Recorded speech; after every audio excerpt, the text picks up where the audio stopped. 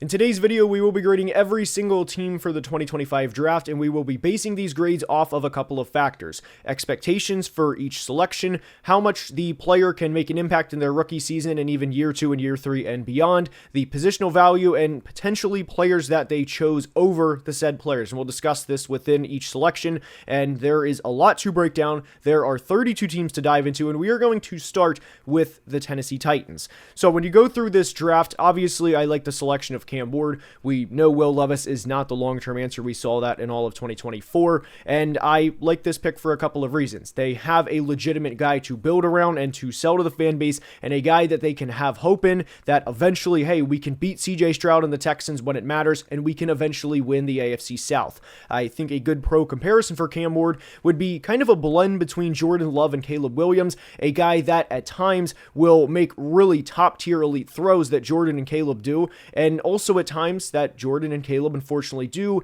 make throws where you scratch your head. But this is a player to legitimately build around, and I love this for Tennessee. Now, they traded pick 35 in the early part of the second round, and I'll be honest, I did not particularly like that, especially to trade out of potentially selecting Luther Burden, who went to the Bears later, and we'll talk about Luther in a minute. But they eventually selected Femi Oladejo from UCLA, and I don't dislike Femi, but I don't think he was the 52nd best player. And also in today's video, we will be going up and down my board, and I was a little lower on Femi than the consensus, but he was not a great player in my mind. I didn't think that he was, worth the 52nd pick. For reference, I had him at 97 on my board, but really after that, I liked what Tennessee did. I thought Kevin Winston was one of the bigger steals from day 2. He unfortunately tore his ACL early in the 2024 season. Now, that will fortunately help the Titans because he tore his ACL so early last year that he shouldn't miss any time. This wasn't a player that, for Penn State, that tore his ACL in January against Notre Dame in the final playoff game, which was the end of Penn State's season, where he would be out till November and he would miss 10 or 11 or 12 weeks of the 2025 season. Kevin Winston is a very fundamentally sound tackler. I think he's a very high IQ football player, and I think this was a really good selection for the Titans that ultimately should start for not just a year or two, but probably 4 or 5. I love this pick for the Titans. Now, Chimere DK was a little rich for me, and I'm willing to dismiss this selection because they selected Alec Iomanor later. And if you would have told me that they selected Alec Iomanor at 103 and Chimere DK at 136 and basically flipped them, I would feel a lot more comfortable with that. But the fact that they selected both players and are choosing to help Cam Ward and really try to, build around their quarterback is a positive, obviously. And I also really liked Gunnar Helm. Now, for reference, on my top 150, I had Alec Iomanor at player 40. I think he is a high floor guy, and Titans fans, you will love the fact that he is a run blocker by every metric. He blocks his tail off. He is a heart. He's a guy that plays with heart, and he is a player you are going to grow to love. I also really liked Jackson Slater on day 3, Khalil Mullings on day 3 as well, and ultimately we gave the Tennessee Titans an A. So thought they did a really good job, and this is the start of where you want to be in Mike Borgonzi's first draft and to really build your foundation for the future. So I thought they did a good job, and now we are going to the Houston Texans. So the Texans originally had pick 25 in the first round, and with the Texans, they were going to select guard Donovan Jackson. There was a reason that they immediately traded out of the first round, and that was pretty commonly known because the Vikings took Donovan Jackson right before they were on the clock. Now, I wasn't the biggest fan of selecting Jaden Higgins over Luther Burden. We'll actually say this about a couple of teams relative to Luther Burden, but and that's mainly because I thought Luther Burden would be a great complement to Nico. You have your big-bodied receiver in Nico Collins, and then you'd have your shorter receiver and really build your receiving room kind of like a basketball team where you have all shapes and sizes of receivers. So that was why I didn't dislike the Higgins selection because I think he is a tremendous football player. I just would have preferred Burden in that situation. Now, I still like Jaden Higgins a lot, and I still think the Texans did a really good job. And I also really like that the Texans traded up to go get Ariante Ursary because everybody knew this team needed offensive line. This wasn't you don't go into the draft if you're the Houston Texans trading away Laramie Tunsil and having Blake Fisher as one of your starting tackles who struggled during his rookie season. And it's not like everybody doesn't know that you need offensive line help. So Ariante Ursary, to me, was an early to mid second round player, and I like Ursery's game. Now, the thing is, with Ariante Ursery, I had him at 46 on my board. They select him at 48, so that's a plus value of 2 there for the Texans. But I thought there was a significant drop-off after Ursery. And for reference, I have Ursery at 46, and if you look at my next offensive lineman, I have Wyatt Milam at pick 66, or player 66. So that's about half a round there. So I thought that was a pretty solid job there by Nick Caserio to go get Ursery. And then to get Jalen Knoll was, to me, another good value selection for the Texans. And when you look at this class, I also really like Jalen Reed. I was admittedly not the biggest Woody Marks fan, and I also thought they reached a bit on Jalen Smith, and I kind of also question how much he's really going to play, at least early on, and we'll see about that. But I like the top 3 players by pairing both Iowa State receivers on the Houston Texans with the uncertainty of Tank Dell's future, and also acquiring Ariante Ursery, and I think there's a good possibility that the Texans have 3 solid contributors early on, and this isn't Madden where we have, hey guys, we know that this guy has the green traits at every position. He's going to be a good player. Let's go ahead and just take all of these guys. It's not how that works. You are lucky if you come out with 2 good players from a class. So I think the Texans having 3 solid contributors is pretty good. Now, again, I didn't particularly care for how they handled day 3.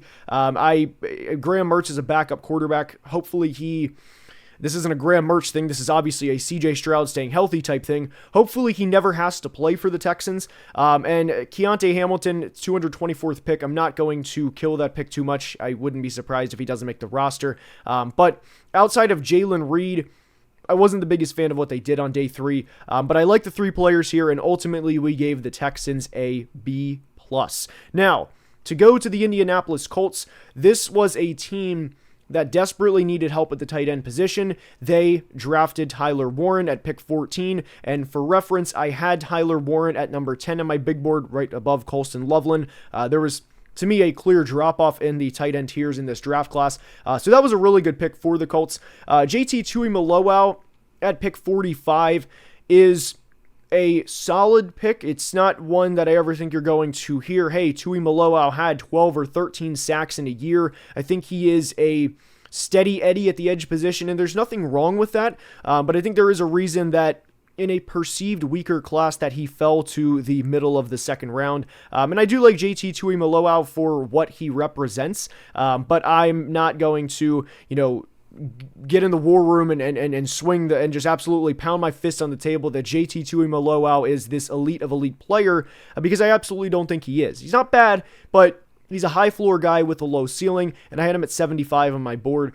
Personally, I was a little lower than Tuimoloau than consensus, but you hope for the best, and I don't think he's going to be, like I said, a double-digit sack player, but I think he'll be a high floor guy. So you have what should be a solid contributor in Tuimoloau and a good tight end in Tyler Warren. But after that, really outside of the DJ Giddens pick, I was not a fan of this class. I did not like the Justin Wally selection at pick 80. And for reference, in my top 150, I had Justin Wally at player 148. So not that my big board is the representation of how every single draft analyst feels, but I thought that they reached on Justin Wally. CBS had him at 125. I would have thought that Chris Ballard would have went after a guy like Za Frazier from UTSA, who is a traits-based, a height, weight, speed guy, and he didn't. And not that there's anything wrong with that or that you have to go after the height, weight, speed guys. That's just typically what we see from Chris Ballard. I just was a little underwhelmed with Justin Wally. Jalen Travis, to me, is a solid player, but we're talking about a late fourth-round guy, so I would question, again, how much we're really going to expect from Jalen Travis in year 1. DJ Giddens, to me, is a really good player, though. I love that pick. That was one of my top 10 or 15 selections on day 3 of the draft. Riley Leonard is a player, kind of like we said with Graham Mertz, where you hope he never plays.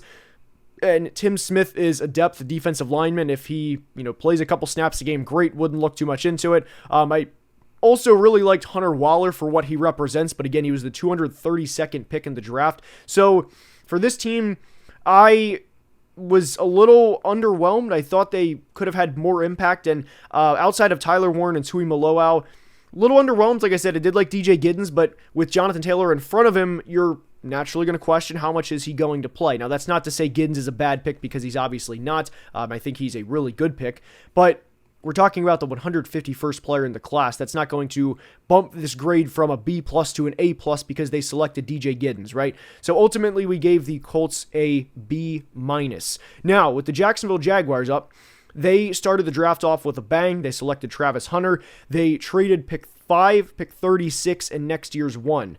Travis Hunter, to a lot of people, was the best player in this draft class. I personally had him at number 2 behind Abdul Carter, but if you wanted to have Travis Hunter above Abdul, I wouldn't tell you that you're wrong by any means. They're both elite football players. So anytime you have a first-year GM want to go up and make a splash like that, this is a really, really good football player. I love Travis Hunter, and I think that he's going to be a great receiver for the Jags and hopefully have some defensive back versatility as well. So to be able to have a legitimate weapon opposite of Brian Thomas Jr. in what is kind of a now or never year for Trevor Lawrence, because we're entering an era where Trevor has been, to a lot of people, a draft disappointment. You go out and get the best receiver in the draft, in my opinion, by a pretty substantial margin, and you already have a guy in Brian Thomas that had a tremendous rookie year and that could very easily be a future All-Pro. So love that process for the Jags, and I also thought they had tremendous value on Wyatt Milam on late in day 2, and like we said earlier, we discussed Ursary and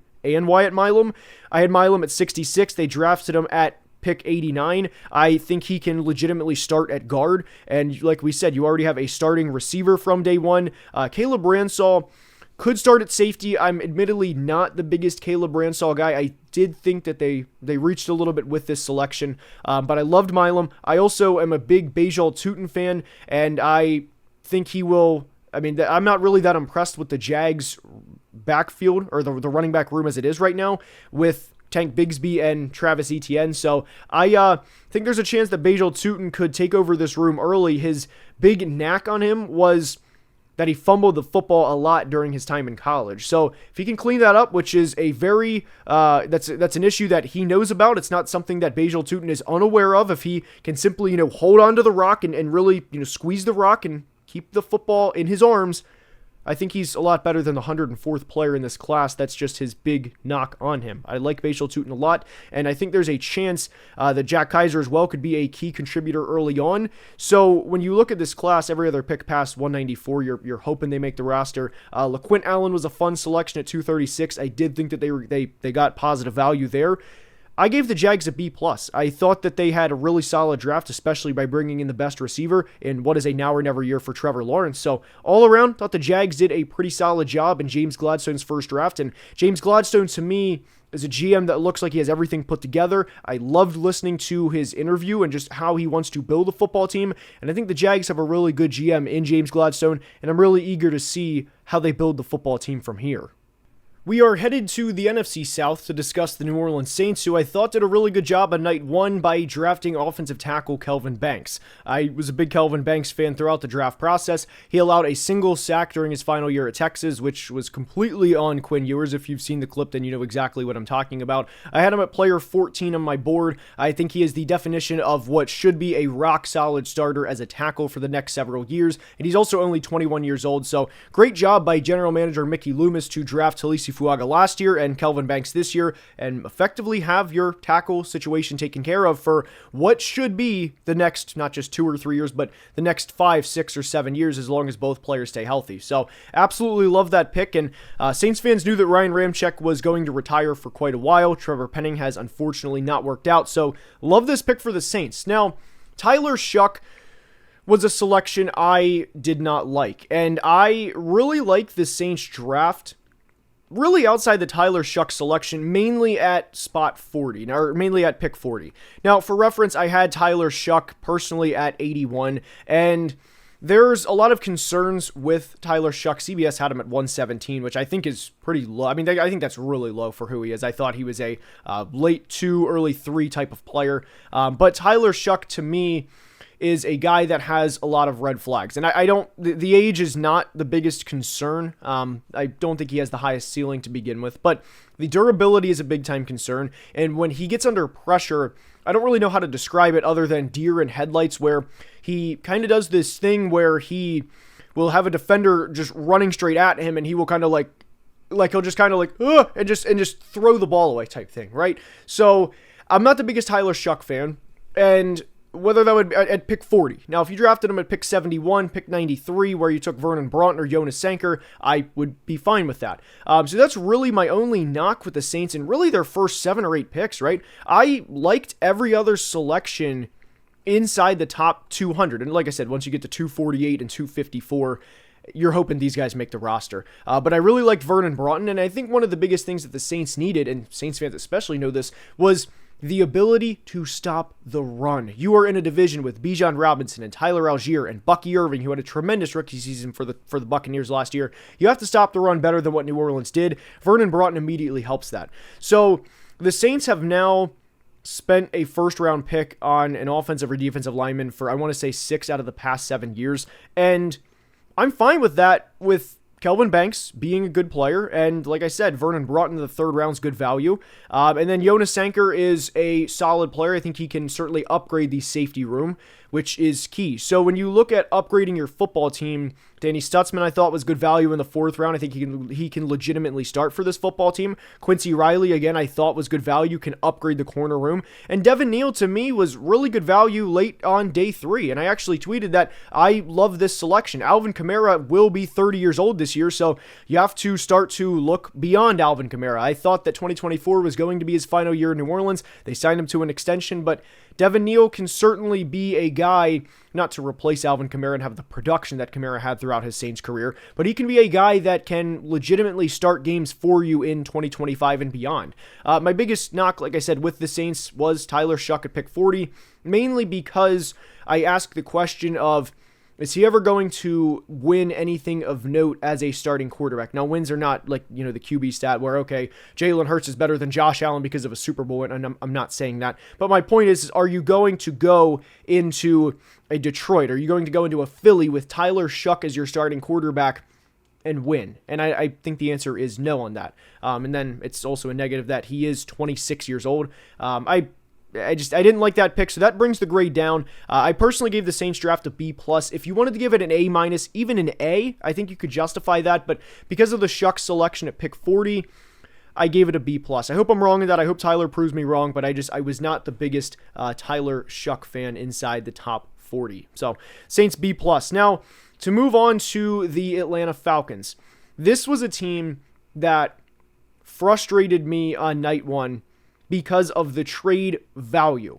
I like James Pierce, the edge rusher, and you'll see here, they selected him at pick 26. I had James Pierce personally at player 24. I had Jalen Walker at player 25. Now, my thing with Jalen Walker is I was a little lower on Jalen Walker because I think he is a linebacker at the NFL level, and there's absolutely nothing wrong with that. I think Jalen Walker has the potential to be an above-average linebacker, maybe even a Pro Bowl inside linebacker at some point in his career. I don't like the idea that at 6'1", 245, he's going to come in and just tear the league apart as an edge rusher, and that he's kind of going to be a 4 or 5 year or 4 year later version of Micah Parsons. I don't like getting in that conversation. Now, if he does and he proves me wrong, by all means, Jalen, go for it, but I thought he compared very favorably to Frankie Louvu in terms of a playing style, but I don't think he is an edge rusher, and I also don't want to be the guy that, hey, you've been talking about the Falcons needing to upgrade their pass rush and their defense for months, and they finally do it, and you're still complaining. I am complaining about the idea of moving up from 46 to 26 at the cost of next year's first-round pick, when you gave up 46 and a future one. So that was my main gripe with the Falcons. Now, Xavier Watts, liked him a lot. I thought they had good value there at pick 96. I did like Xavier Watts in the pre-draft process. I had him at player 59 on my board, so that's tremendous value by Atlanta. I also really liked Billy Bowman. I was a big Billy Bowman fan as well for what he is as a football player. I had him at 110, and they selected him at 118. So credit to the Falcons for kind of rebounding.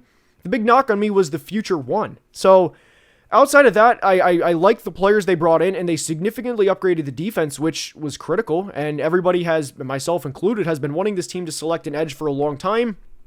My gripe was the future one. Now, if James Pierce wins the Defensive Rookie of the Year and he plays his tail off, I'll be the first to admit, hey, I was wrong, and it was a good process, or not a good process, but it was a good selection, and they risked everything, and credit where it's due. But ultimately, I gave the Falcons a B+, and that's, like I said, they upgraded the defense. I just did not like the trade and what it cost, and that was my main knock with the Falcons. So credit where it's due for significantly upgrading your unit, and especially a defense that desperately needed it.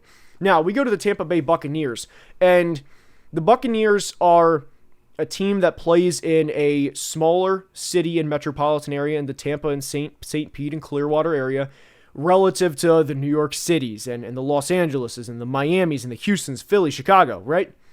So they don't get as much love nationally as they should. I've talked to several Bucs, beat writers and people that work around the team, and they feel the same way. They've went from writing for different teams or covering different teams. They go to Tampa, and the first thing they say is how noticeable that is relative to the other teams that they've covered, right? And I bring that up because I really think that Jason Light, the Bucs general manager, is one of the best GMs in the league. And I think it's a shame for Tampa and basically the narrative that the media paints that they were wild card round exits this year, because that was a very talented team. And that's no shot at Washington at all. It's just that, both teams were really good. One team had to go home. But when you look at Tampa Bay drafting Emeka Egbuka, I was a little surprised, admittedly, because I thought Jahad Campbell's available, Donovan Izaraku's available. They're going to take somebody to upgrade the defense. But Emeka Egbuka is a player that will upgrade your receiving, or not necessarily upgrade because they already have Mike Evans and Chris Godwin, but he will raise the floor of the receiving room to where if Chris Godwin is not the same player he was pre-injury, who suffered a pretty severe injury last year,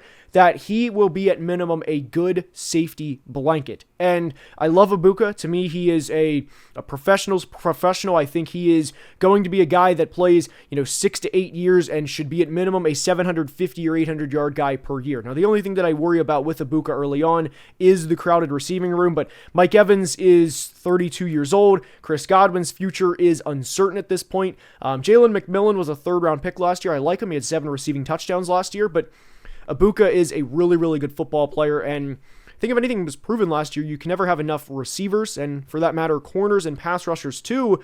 And the Bucs' next 2 picks were corners. Now, Benjamin Morrison, they selected him at player 53.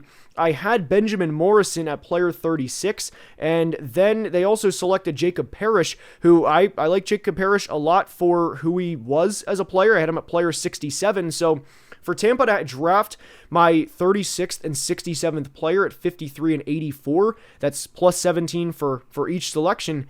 That's doing good things as a football team. And then even David Walker at player 121, who was a player that obviously wasn't going to be discussed about because he was from Central Arkansas. But I really like David Walker, again, for who he is as a player too. So I think Tampa did a lot of things right. And I had David Walker. I mean, I like David Walker, and I was actually trying to find him, but I mean, the bottom line is the Bucs had I had him at player 80, by the way. They drafted him at 121.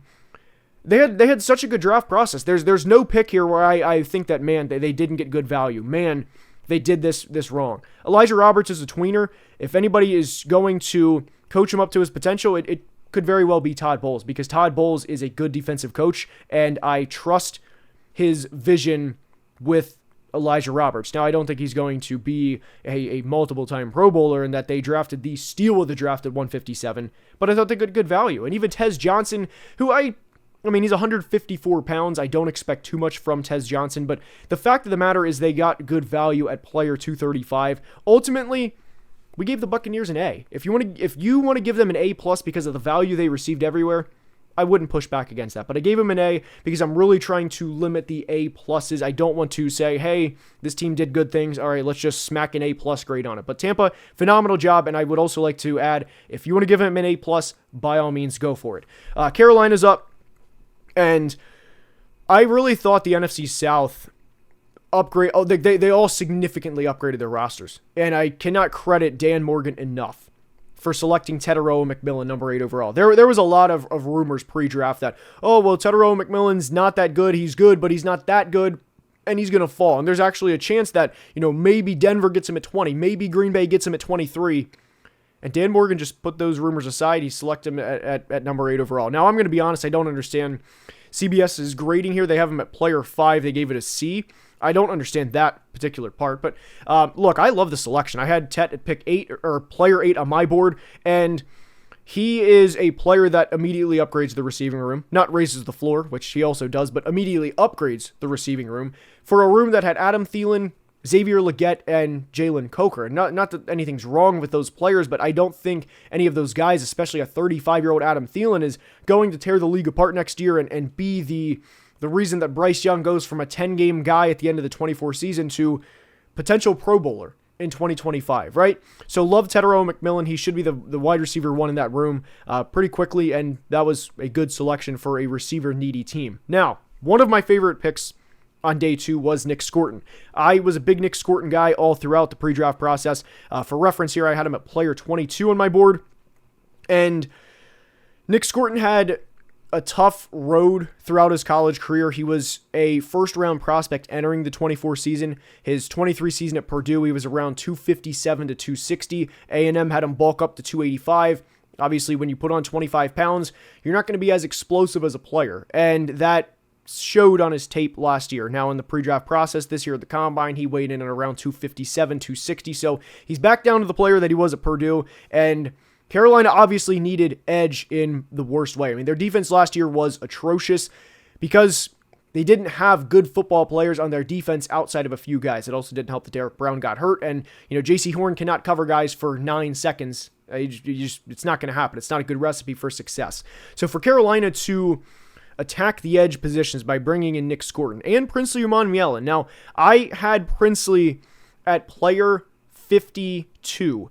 So to draft Princely Umanmielen at 77 and to have a value of plus 25, and to draft Scorton at 51 and to have on my board a value of plus 29, guys, that is phenomenal draft. I mean, that's just great drafting right there by the Panthers. I liked Lathan Ransom in the 4th round. Thought that was a good player that can play safety for them for hopefully the next couple of years. Cam Jackson, depth defensive lineman, wouldn't expect too much here. Mitchell Evans, hopefully he contributes a little bit, but I'm not going to, like I said, I'm not going to say that a 163rd pick ruins a draft that already has 3 significant contributors in Umanmielen, who had over 50 pressures last year for Ole Miss and double-digit sacks, and Nick Scorton, who I think can be a double-digit sack guy in the NFL that they drafted near the end of the 2nd round, and of course a player that I think can be a 1,000-yard receiver in Tet McMillan. This was one of the rare A-plus grades that we have in the 2025 class. Phenomenal job by Dan Morgan. Absolutely loved everything the Panthers did. We are headed out to the AFC West as we discuss the selection of Jahdae Barron, and some people had Jahdae Barron as a top 10 or 12 player in this class. I didn't dislike Jahdae Barron, I just wasn't that high on him. I personally had him at player 27, CBS had him at player 21, Denver selected him at pick 20, so I didn't think the value was far off personally. I think he's a good football player, and the good news for Jahdae Barron is he's entering a pretty good situation where I trust the role that Denver's going to have for him. He enters a room with Pat Surtain, so when you talk about player development, not to say that anytime a player enters a room with another good player at the position, like a Andre Josephus entering the Bengals receiving room with Jamar Chase and T. Higgins, that they're automatically going to become a superstar, but I like the potential of Jahdae Barron. I think he is a good DB who is very versatile, and he kind of reminded me of Mike Sanderstill, who just finished his rookie year with the Commanders from last year, who was a 2nd-round pick from the University of Michigan. I think he upgrades the room, thought it was a solid pick, not an elite slam dunk pick, but I thought it was solid, and I was honestly a little surprised they didn't go Omarion Hampton. Now, they did go with R.J. Harvey in the 2nd round, and I like R.J. Harvey. He does a tremendous job of finding his way to the end zone, and I do think that is an underrated quality of not just R.J. Harvey's game, but any guy that can legitimately find their way to the end zone consistently, where that is a skill that is not talked about a lot. And RJ had a phenomenal final season at UCF. He's also very well built in the lower half, if you will. He has thick legs, and he is a good football player. I thought it was a little early for him. I had him at 85 on my board, but look, if Sean Payton has a plan for him, and if he is going to use him the way that he envisions. I mean, look, they didn't take him at 60 by accident, if you will. Or they didn't take him at 60 just to waste the selection is what I'm saying. They absolutely have a vision for him. This was a guy that they've had on their board for not just a day or two. They didn't just enter their draft room on Thursday and say, hey, this kid from UCF is good. This was a player they identified probably several months ago and was hoping that he would be there when they were on the clock. And this was, of course, after a trade back. But I like the selection, didn't love it, but just because I thought the value was a little off. But I think it's a great landing spot for RJ Harvey. Now, Pat Bryant was a guy that I liked a lot in the pre-draft process.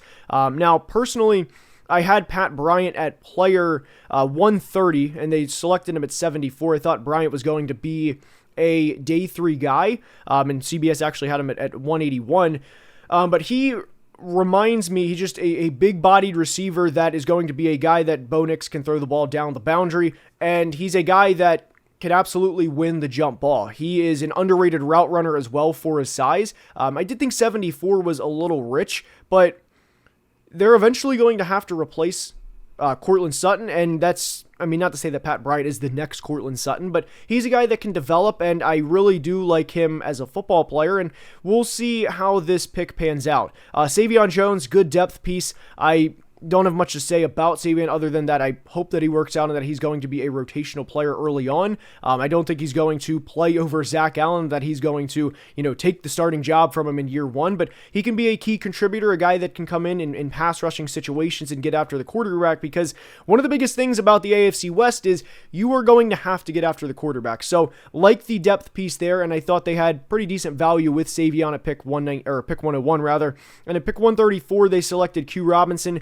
Q Robinson is a guy that he really goes with the long arm stab, if you will. That's his signature pass rushing move. Now, there are players that can win by having just one signature move, if you will, and stay in the league for a long time, right? That may be the route that Q Robinson goes, but he doesn't offer too much outside of that long arm stab, and there was a reason that he went at pick 134. I thought it was solid value. I didn't think it was bad value, but there's a reason that he went in the 4th round, so it was a solid pick for the Broncos. They also selected Jeremy Crenshaw at pick 216, which was the final pick in the 6th round. I'm not going to be an analyst that says, how dare you take a punter, and this automatically drops the grade by several spots, if you will. Jeremy Crenshaw was a pretty good punter, and he will need to improve the hang time a little bit, but he's going to be punting in a favorable situation with the elevation that Denver plays at home, so hopefully that works out. And then at pick 241, which is by every definition a dart throw, they took a former college basketball player in Caleb Lawner as tight end at 6'7", 250. Overall, I wasn't the most impressed with the Broncos class.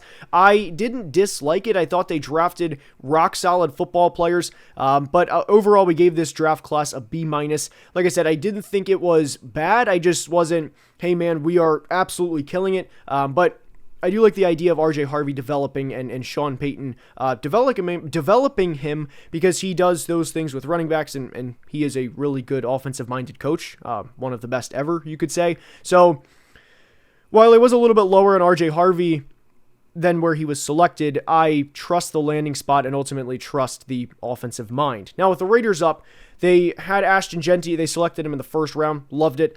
They also took Jack Besh, good football player. Darian Porter, good football player. But after that, I wasn't the biggest fan. I thought they reached big time on Caleb Rogers at pick 98. I didn't have him in my top 150. I was surprised he went at 98. Charles Grant is fine. He's a development offensive line. We'll see how that works out. Tonka Hemingway, again, I'm not going to kill the 135th pick in the draft. I hope it works out. He'll be a rotational player that maybe plays 7 to 10 snaps a game. Dante Thornton Jr., this would be a guy that Al Davis, just win baby, would have loved. 6'5", 200 pounds, 4.3 speed. He can definitely take the top off the defense. I don't think he's going to be that much of a contributor. I hope he is. But outside of running a go ball, running a post route, and really running a slant route, there's not much for Dante Thornton to offer. He had less than 30 receptions in his final year with Tennessee. I did really like J.J. Pegues. I was a big J.J. Pegues guy in the pre-draft process. I really liked his tape at Ole Miss, and for them to select him at at pick 180. I had him at 95. I thought that was really good value for the Raiders. They selected 2 small school quarterbacks in the 6th round, two picks apart. So hopefully they work out. I don't have much to say. And Tommy Millott was a guy that actually ran a sub. I want to say he ran a sub 4.440. I think it was a 4.39. So maybe he's a receiver as well. We'll see. But overall, outside of Genty, Besh, and Porter, which again, I mean, that's not bad. Besh is a good player. Porter can be a good player. He certainly should upgrade the receiving room. I thought the Raiders could have really had an A-plus class, and I thought they kind of botched it after the first 3, aside from J.J. Pegues. Thought that was really good value. But I didn't like what they did in the 3rd and 4th round, and this class, like I said, could have been a lot better, but I think Genty, Besh, and Porter will significantly upgrade the positional rooms that they play in, and ultimately we gave the Raiders an A-, but I thought they could have came out with one of the best classes. Unfortunately, they didn't. But like I said, 3 good players is still a really solid class. So that is my thoughts on the Las Vegas Raiders. Now, we go to LA to discuss the Chargers. I thought Omarion Hampton was pretty much by every definition a Jim Harbaugh pick, and that's actually going to be kind of the theme of the Chargers. You know, Jim Harbaugh wants to be the more physical team. He wants to punch you in the mouth, right? And I know there was going to be some people that initially complained about selecting Hampton when they signed Najee Harris this offseason, but Najee Harris doesn't move me to the point where I think that, man, there's no way they could have drafted a running back in the top 50 because of simply having Najee on the roster.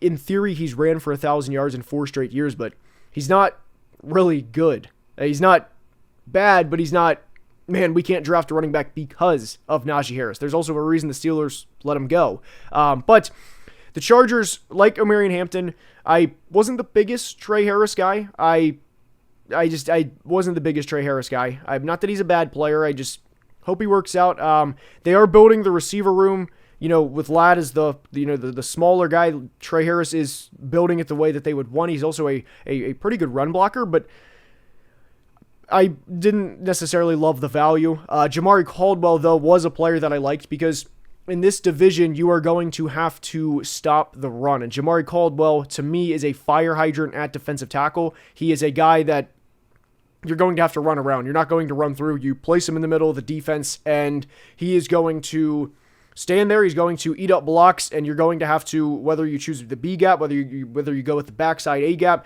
you're going to have to move around Jamari Caldwell. I like him a lot, and that's kind of what I mean by a Jim Harbaugh pick. Now, a couple of these other selections, Kyle Kennard thought that was really good value at player 125.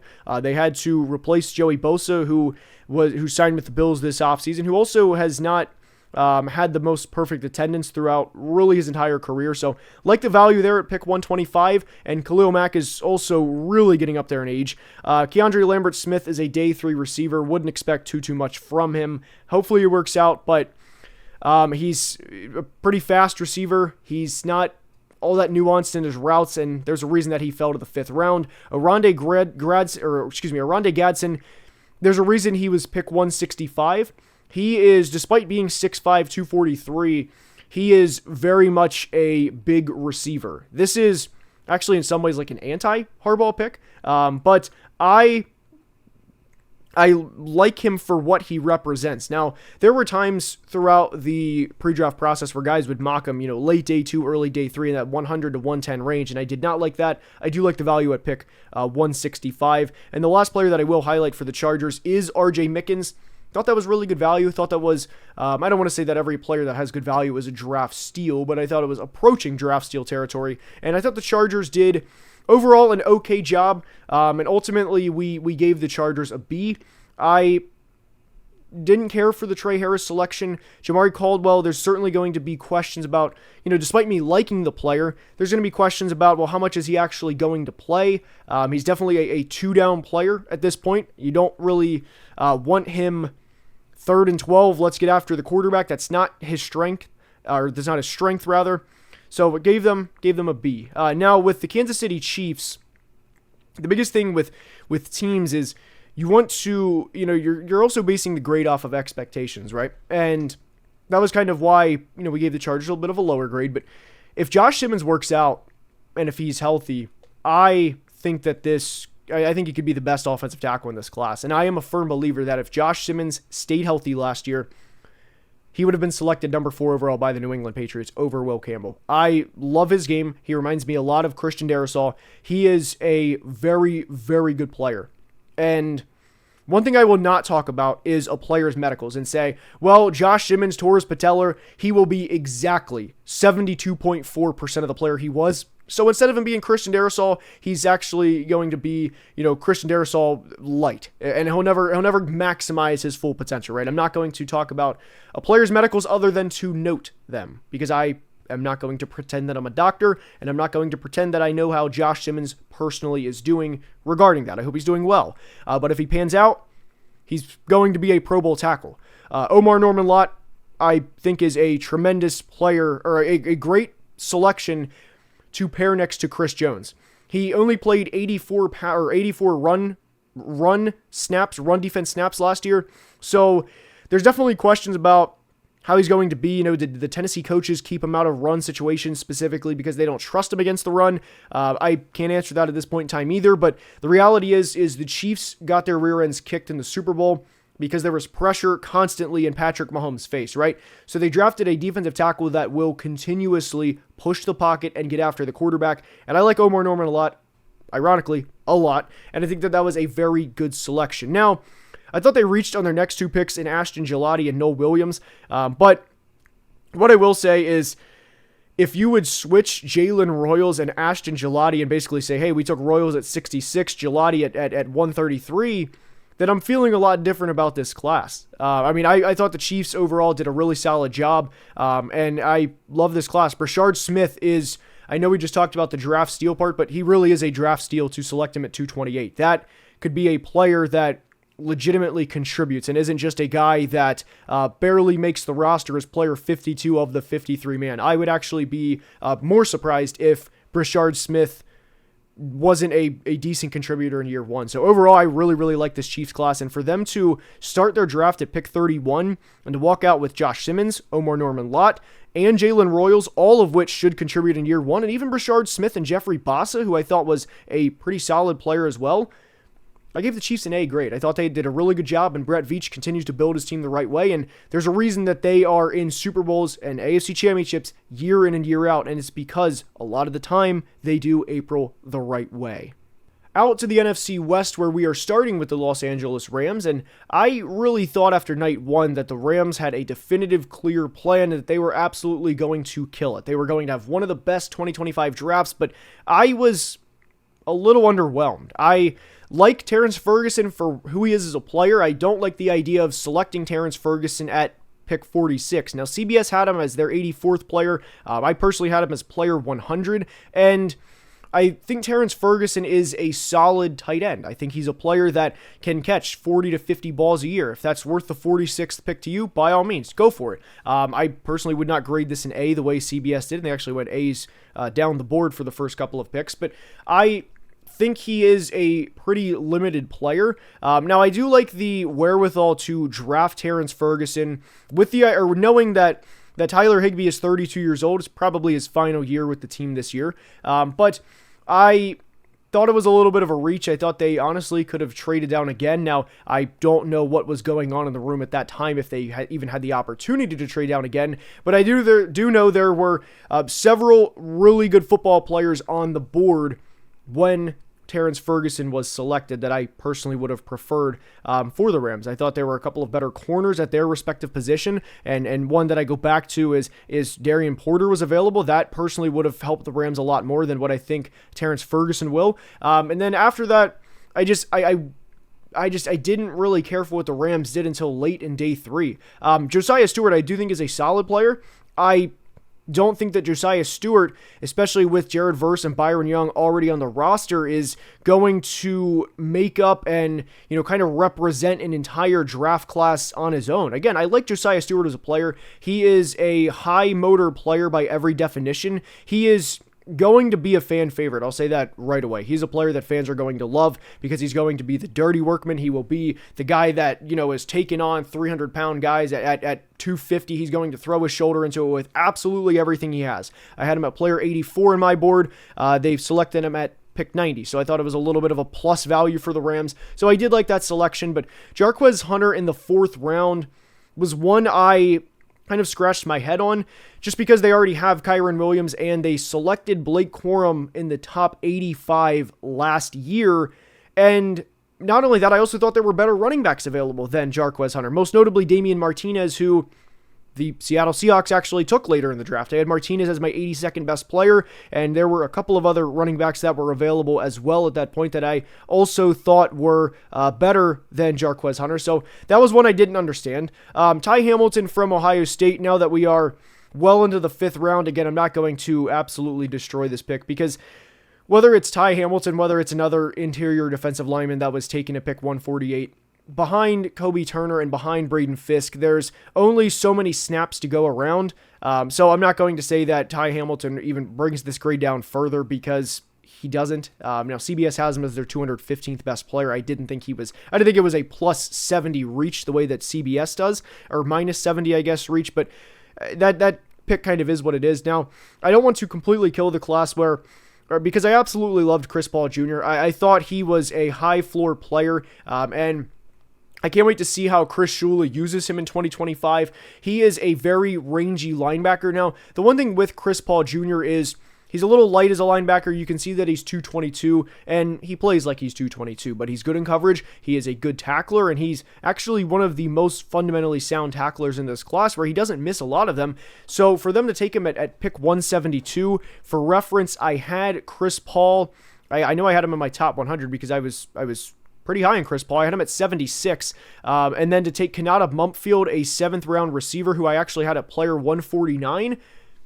I like the Rams' final 2 picks a lot more than I liked really any of their previous, or their first 4 outside of Josiah Stewart. So all in all, I thought the Rams had an underwhelming class. I hope that this works out. And like I said, I do like the potential of Chris Paul Jr. I think Kanata Mumpfield can legitimately be a wide receiver 3. I do like the idea of him developing, but that's not going to make up an entire class. So ultimately, we gave the Rams a B- grade. Now we are going to go next to the Arizona Cardinals, who started their draft off with a couple of great players in Walter Nolan and Will Johnson. And Will Johnson only fell to pick 47 because of injury concerns. Now, there are legitimate concerns that his knees are basically like Todd Gurley's, where it's the degenerative, and that was the concern. That was why he fell. I had Will Johnson at player 20, but his 2023 tape, if he would have played that way in 2024, he would have been a top 10 pick in this class, and I say that with a period. I think it would have been comfortable if he would have repeated what he did, because he was a really, really good corner. But he fell to pick 47, and I hope he works out. I really hope he works out. He's a really good player, and he will certainly upgrade a corner room where Arizona needs it. I mean, that's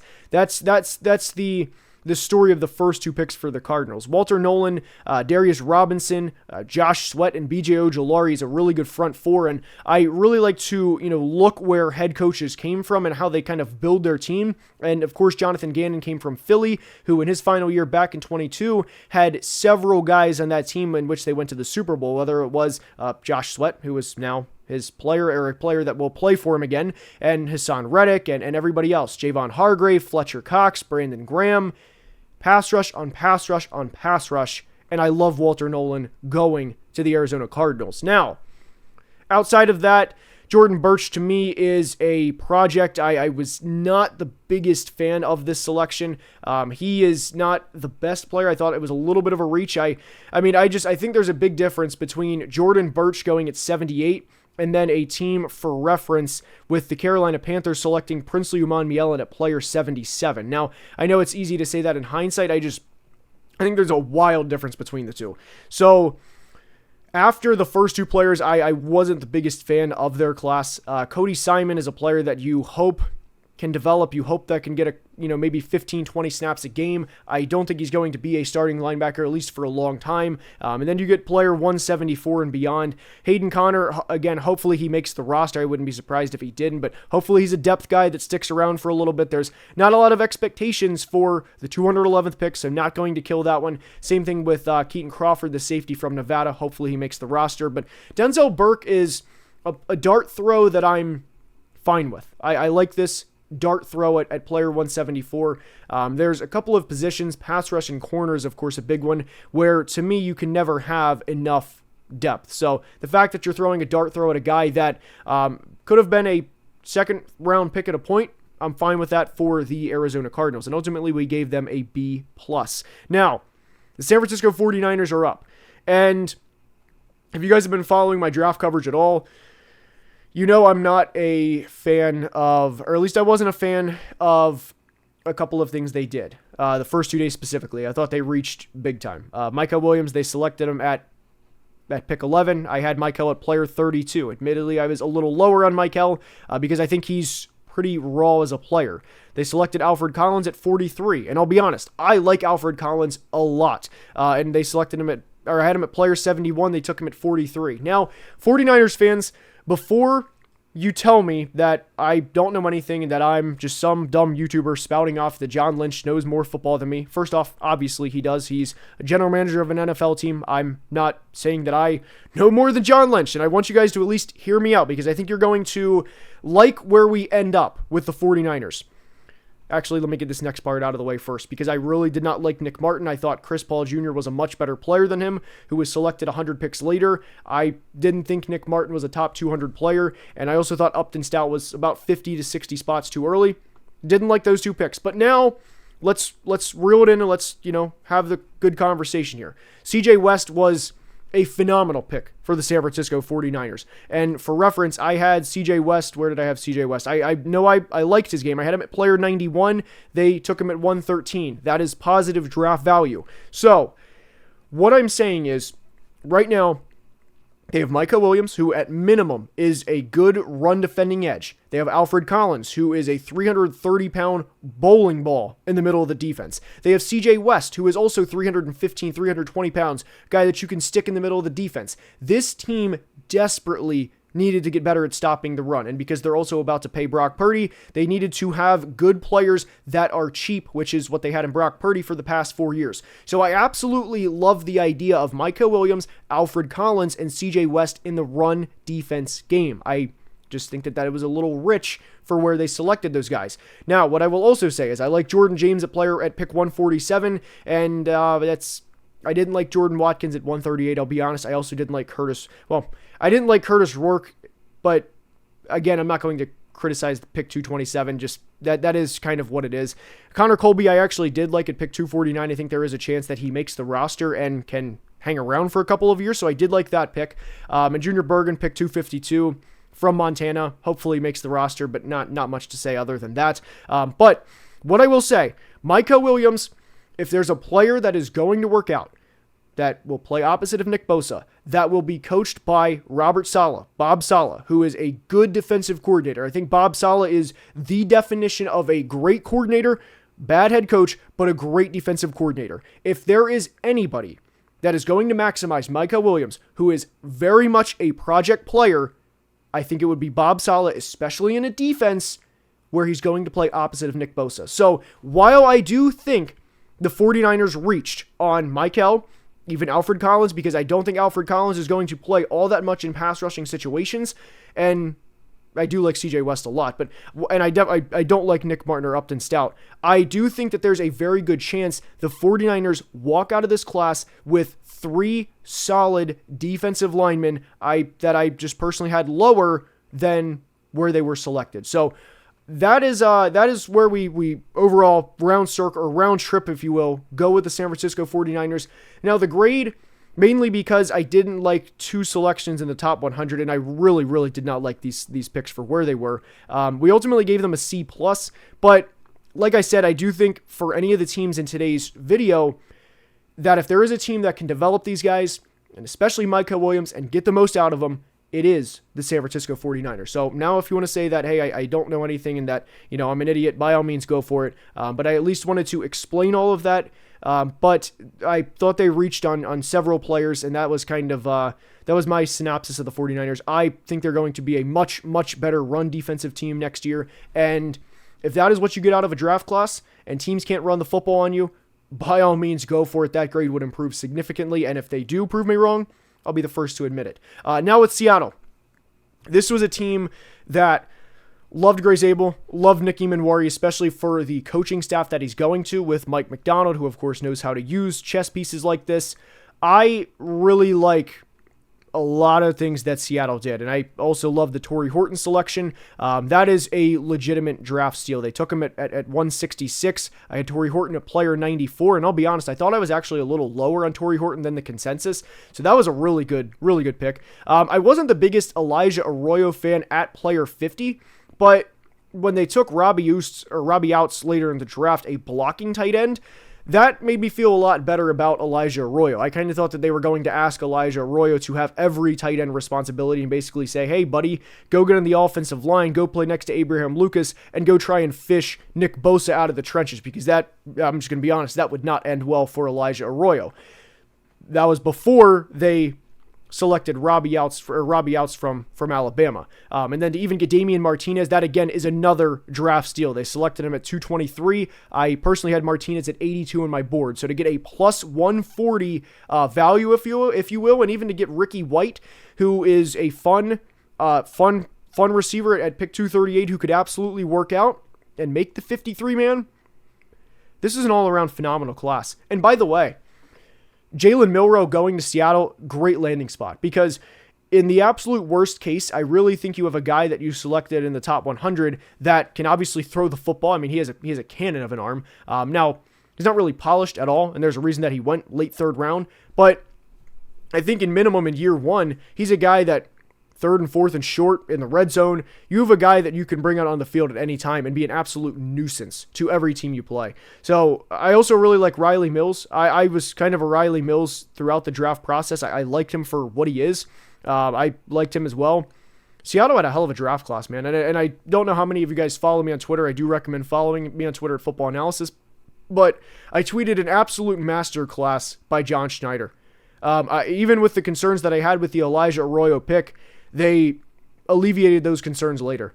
This is, again, one of the few teams that, to me, addressed not just one, but several needs all throughout the draft, and we gave them an A+. Out to the AFC East, and we are starting with the New York Jets. They selected one of my favorite players in the class in Armand Membou at pick 7, and for reference, I had Membou as the 4th best player, so they started the draft off with a +3 value already with Membou, and he effectively completes their offensive line. And I know everybody loves getting their jokes in about the New York Jets, and rightfully so. Sometimes they do rate themselves. But I thought this was a really good pick. I mean, Darren Muji, first-time GM. Sometimes I really do think it is as simple as a good player fell into your lap. Let's not overcomplicate things. Let's not take a project. Let's run the football, draft a good player, and reap the rewards. And I think that was exactly what they did with Armand Membou. Now, they did not have a clear tight end situation, or at least a good tight end situation heading into the draft. So for them to get Mason Taylor, while I do think it was a little bit of a reach at pick 42, he's still going to upgrade the room, and hopefully he's a player that Justin Fields can have a good connection with and develop a good connection with. I was a little lower on Mason Taylor than a lot of people, but Mason Taylor is not a bad player by any means. And like I said, he's going to upgrade the room, and that was the story of the Jets draft. For reference, I had him at player 77. I was, like I said, a little lower. They took him at pick 42, but for me, and there's a couple of players I didn't like, and we'll get to that. But the first 3 picks for the Jets with Membou, Mason Taylor, and Azareye'h Thomas, they all significantly upgraded the Jets roster, at least for the positions that they are going to. And Azareye'h Thomas will be a corner 2, obviously with Sauce Gardner on the roster. He's never going to have to be that CB1, so I do like this. I like this landing spot for Thomas. He's a good man-to-man corner, and he's going to be a player that should hold down the other corner spot. I know they signed Brandon Stevens this offseason in free agency. I think there's a very real possibility that he transitions to safety, Brandon Stevens, that is. But to have Sauce Gardner and Azareye'h Thomas, who, by the way, is one of the youngest prospects in the class, thought it was good value for the Jets. And for reference, I had Thomas at player 45. So really, if you were to switch Thomas and Mason Taylor and have him at 42 and Taylor at 73, that aligns pretty evenly with my big board. Now, one player I did not like, this is one selection for the Jets that I wish we could just toss and just have a do-over because Alec Iomanner was right there. I thought Iomanner would have represented everything that Aaron Glenn would want in a receiver perfectly, because you got to remember, again, I go back to where coaches come from and the roots, if you will, and Aaron Glenn is a defensive-minded coach. To me, that is going to signify I want a high-effort guy. I want a guy that is going to kick rear ends and take names later, especially in the run-blocking game. And that is, Arian Smith has one strength to his game, and that is speed. He had one of the highest drop rates in the entire nation last year, not just amongst draft prospects, but amongst all college football players, and that's a big problem considering his job description is to catch passes. So I definitely did not like the value here at pick 110. I thought there were not just one, but several receivers better available at the time, and like I said, I had Alec Iomanner at player 40, and they took a player that was not in my top 200 at pick 110. So really hated the value there with Arian Smith. I hope it works out. I hope I'm proved wrong. But other than that, Malachi Moore, really good depth piece at 130. CBS is a little lower on him. They have him at 198. I didn't think he was the near 200th best player in the class, but thought he's a floor raiser, if you will. And to get that at 130 on day 3, by all means, good selection. Now, Francisco Mauiaga is a guy that I like because he's kind of a throwback linebacker, and with the run game making a comeback, because remember, the NFL is cyclical, where you had the 2014 through really probably a year or two ago where it was all about the passing game. And if you take a running back in the first round, you are the absolute laughing stock of the league. Thankfully, those days are over. You need to have those big linebackers that can really just come in and absolutely blow up a gap, blow up a guard on trying to run a power play up the middle, and have a guy that can just set the tone defensively. And I think that can be Francisco Mauiaga. And to get him at 162, while in theory a little rich for who he is as a player, I don't think it's, you drafted the 500th best prospect available at 162. I don't think it's anything crazy like that.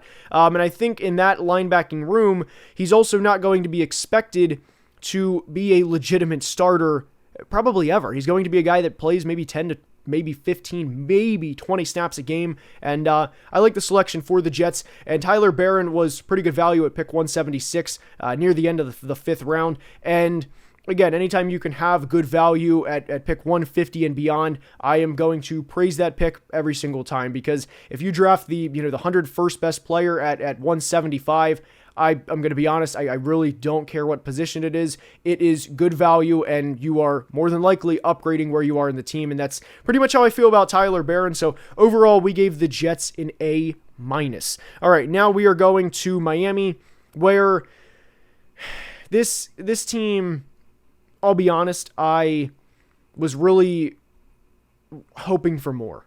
And now this is going to be a situation similar to Atlanta where, okay, you wanted them to address the trenches, they addressed the trenches, and you're still complaining. But I don't think the value particularly aligned with where they selected. I liked Kenneth Grant as a prospect, but I had him at 26. I thought 13 was his absolute ceiling, and I don't love it.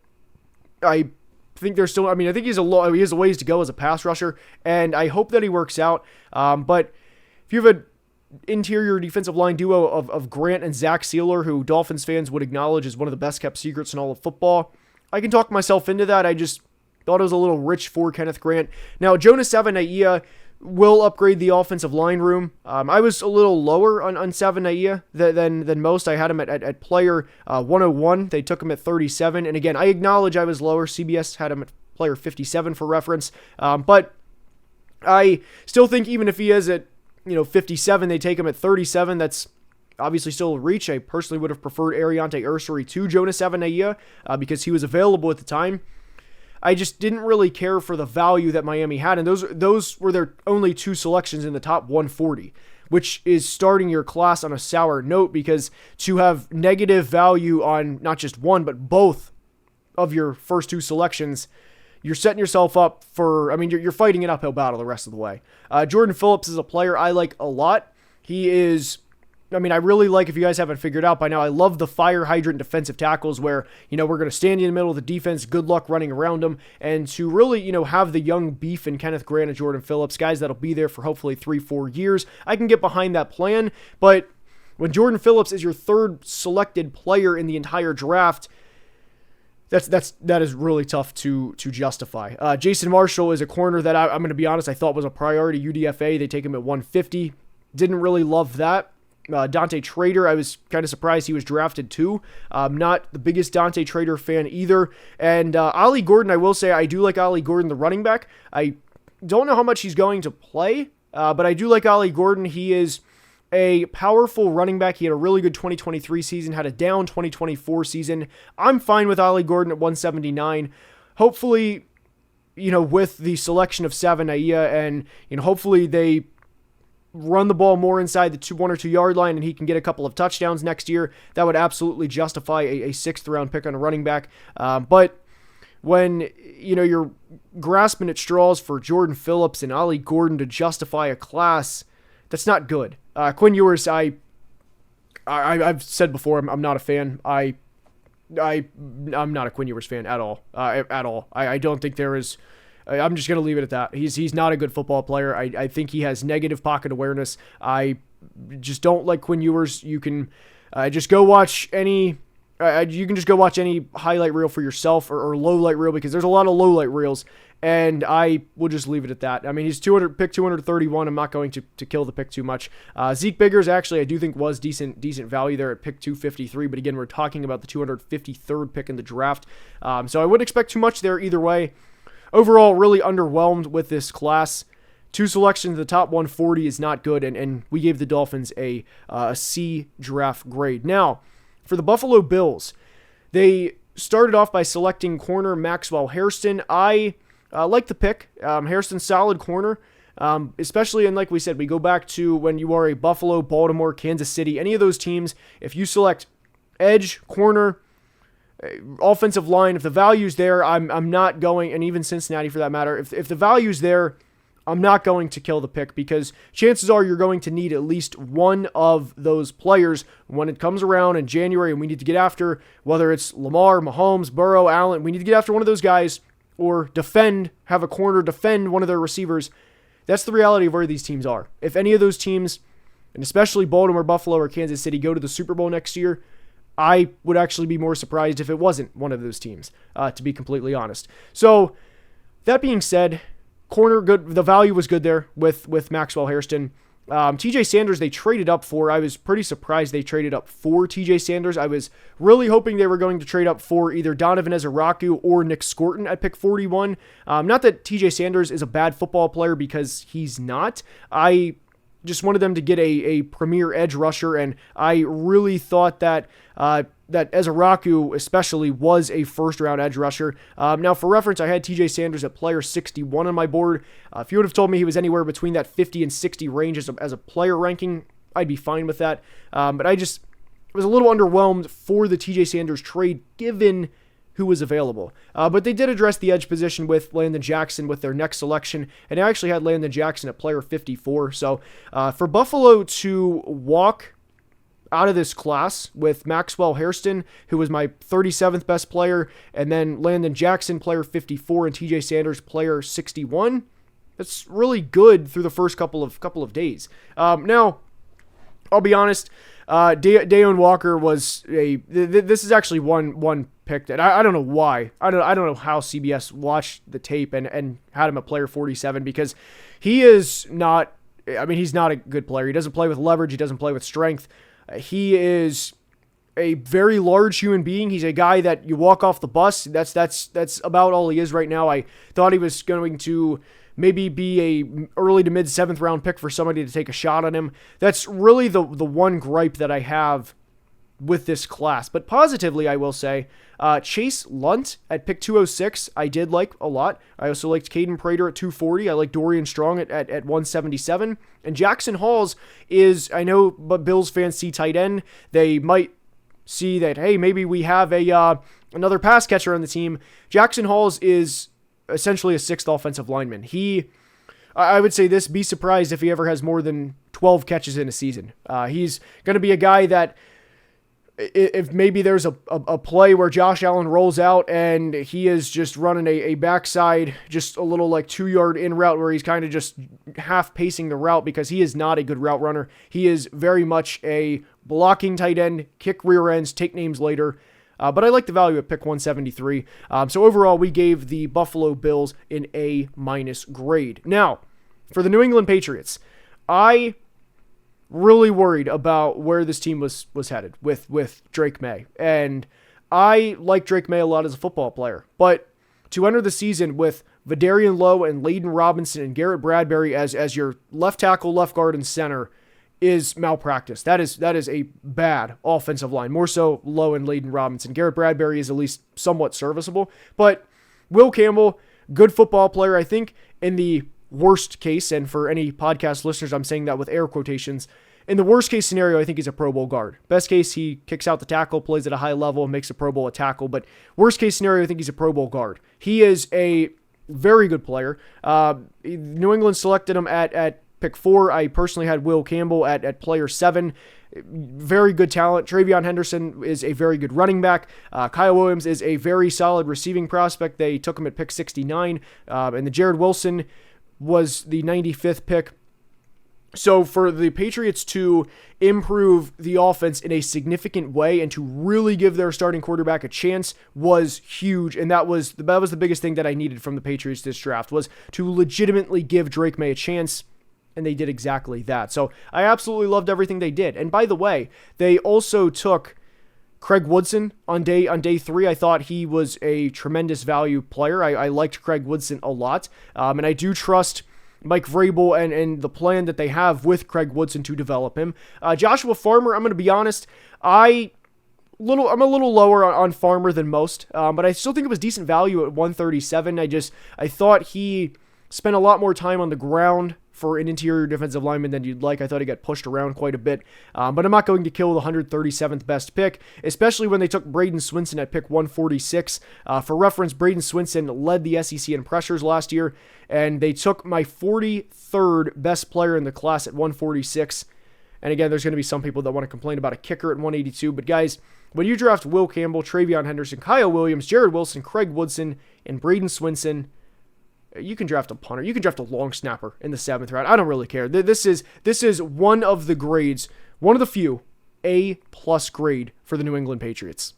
To the NFC East, where we are starting with the New York Football Giants, who selected Abdul Carter at number 3 overall. Abdul Carter was my number 1 prospect, and he is a very, very good football player. And anytime you can have a pass rushing room of Abdul Carter, Brian Burns, Dexter Lawrence, and even Kayvon Thibodeau, you have to take it. And the New York Giants raised the floor of their room even higher. And I know a lot of people like to make jokes about the Giants, just like they do the Jets. They're in a big media market, and they have not had a lot of success in the past decade, but they're doing things the right way, and that's the biggest thing with the Giants. We'll get to Jackson Dart specifically in a minute, but I really did like the Darius Alexander selection as well. And 2 of the first 3 Giants selections, they had pretty positive value on my board. I mean, Abdul Carter, number 1, they selected him at number 3. Obviously, there's only 2 spots they could actually maximize there. But I had Darius Alexander as my 51st best player. They selected him at pick 65, and Abdul Carter and Darius Alexander and Brian Burns and Sexy Dexy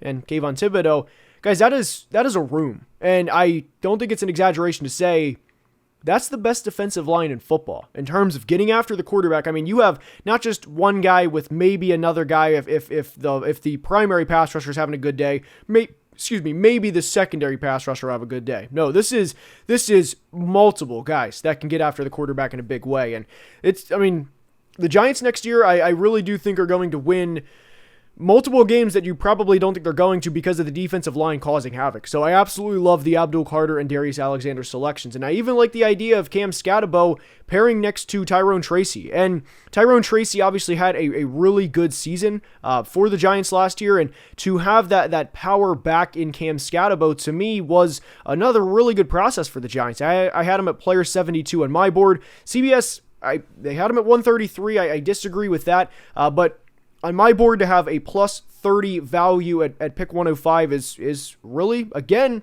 great value for the Giants. Marcus Bowe, the offensive lineman from Purdue, they have him as an OT here. I think he will kick inside. He is an interesting prospect. I think by every definition, he is a developmental offensive line. This is a guy where I would probably expect the worst and hope for the best, but again, this is the 154th player drafted, so I wouldn't expect too much here, and especially when you already selected Abdul Carter, Darius Alexander, and Cam Scatabo. But to give some more background about Marcus Bowe, he is a really athletic tackle. He does not have a strong anchor, so there's probably going to be reps if he does play eventually, where he gets absolutely bullied. A defensive lineman may get into his chest and just, really just rock him backwards.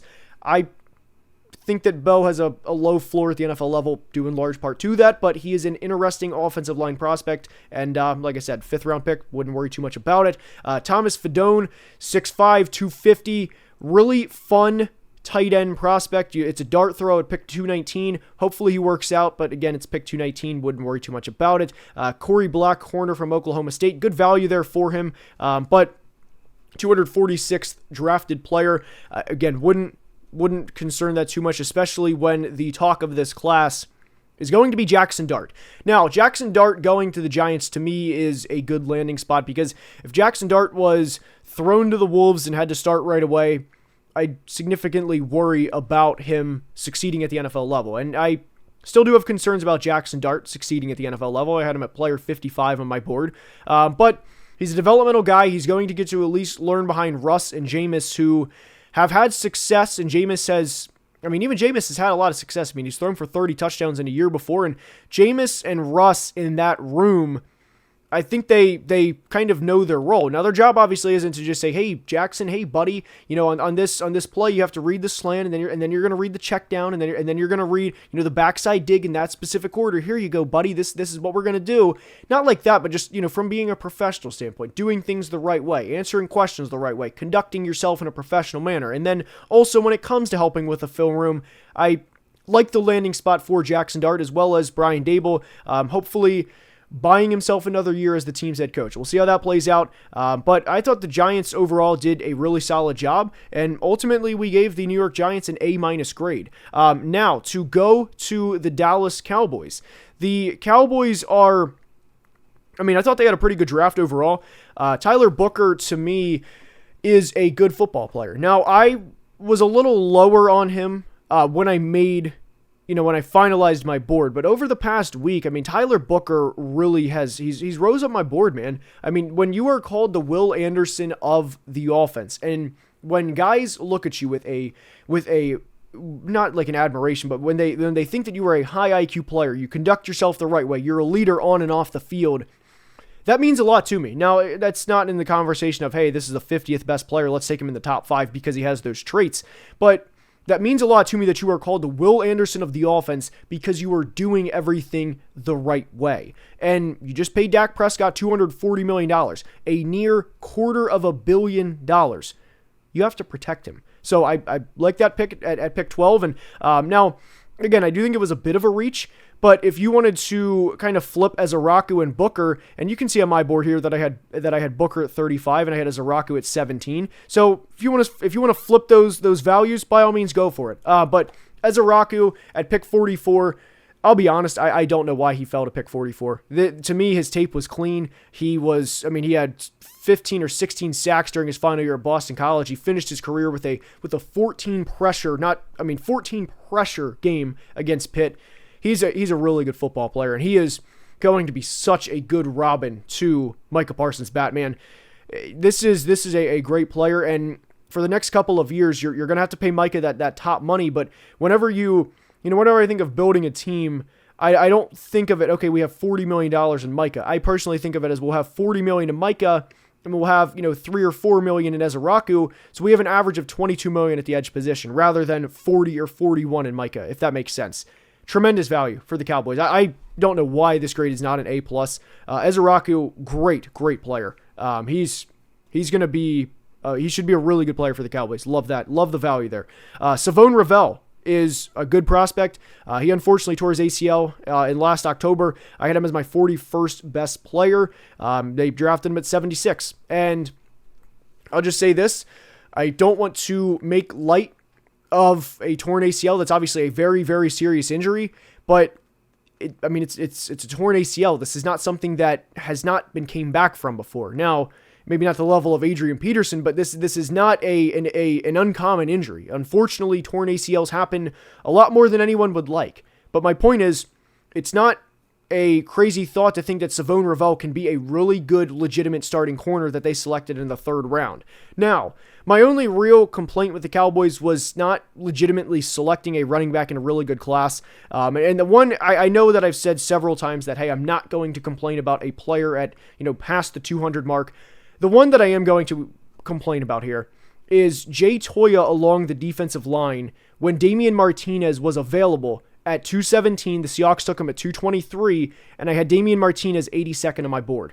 And they take Phil Maffa, who, you see it right here. Phil Maffa was not in my top 180. He was not in my top 180. You had a player in my top 85 there, and you take the same position 20 picks later. That is the only gripe that I have with the Cowboys class. I thought they did a tremendous job overall. I know they selected Jaden Blue, but you see the first line right here. Not exactly a bell cow type running back. He's a receiving back. I hope the best for him, but you're not going to hand the ball off to Jaden Blue 23 times in a game, have him go for $120, and you're going to win 20-17. That is just not going to happen. This was the class to draft a running back. The opportunity was right in front of them and every other team for that matter with Damian Martinez. And that kind of, to me, is the difference between the Cowboys having an A+ and an A class. And that's largely why we gave the Dallas Cowboys an A grade. But overall, really good class. Tyler Booker, Ezaraku, and Savone Ravel should be 3 starters. And I really like what they did. And if you want to give them an A+ because they should have 3 high-quality starters, I wouldn't necessarily push back, but I wouldn't be opposed to it, but for my personal grades, I'm giving them an A. Now, with the Washington Commanders, they entered the draft with several team needs, and mainly offensive line, corner, running back, and an extra receiver would be nice. They addressed all of those needs. And Josh Connerly it actually doesn't work out like this often, but he was my 29th player. They took him at pick 29. Love the value. It is a perfect value there for them. But one of the better values in the first couple of days was Trey Amos. Trey Amos was and again, it doesn't really work out like this often, but Trey Amos was my 30th best player. So 29 and 30 is where the Commanders had. They took Trey Amos at pick 61. To me, Trey Amos is a jack of all trades, master of none. I think he has a really high floor. I don't necessarily think he'll be an elite corner, but I think he'll be a guy that will be a rock-solid starter for hopefully the next 3, 4, 5 years. This is a really good football player, and at minimum, they should have 2 good starters from this class. Jalen Lane is a guy that I hope works out. He's going to be a guy early on that is the beneficiary of Terry McLaurin and of Jaden Daniels as a running threat in the offense, and even Deebo Samuel on the field as well. He's going to be a big play specialist early on. So hopefully that works out. He might have 4 or 5 touchdowns in his rookie year that are maybe 40+ yards, or maybe 4 or 5 40+ yard receptions. But I think he's a low floor, expect the worst type thing. Expect a guy that's not going to play that much, and hope that he can, because the potential is there, especially in that offense.